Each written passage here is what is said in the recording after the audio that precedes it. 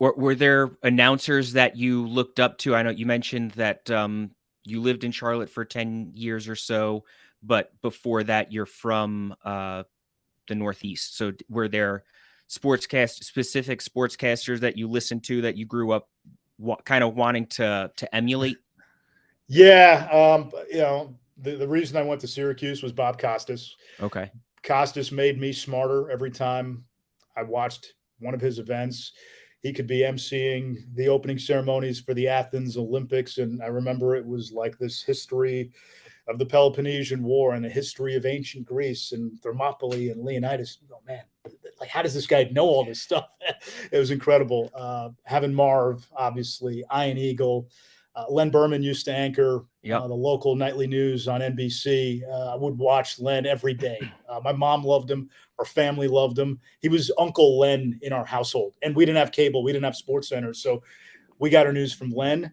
And then, I know they can be polarizing figures, but I can't tell you how many times in the summer I had this little pocket radio I'd go to sleep with when the Yankees were playing on the West Coast. And I would go to bed listening to John Sterling and wake up to Hannity and Combs, not knowing what I was listening to.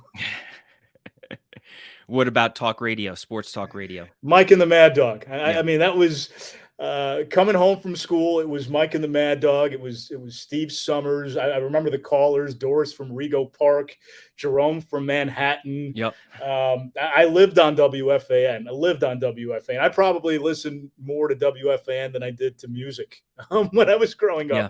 That was it. It was the soundtrack in our household.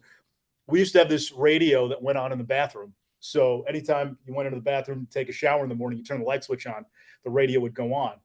And it was this power struggle. My parents would keep it on 1010 Wins News. You've probably heard of it. Yep. You give us 22 minutes, we give you the world. So for me, I would time my showers at 15 and 45 because that's when you got the sports update with Steve Torrey. So radio was such a big part of our household growing up, which is kind of the neat part now of finally being able to work in radio. Yeah, no, I'm the same way. I grew up and live on Long Island, so I grew up a WFAN diehard my entire life. It was always where if I was in the car, I was asking to turn WFAN on, and if I was at home and had easy access to a radio, I was listening to the fan as well.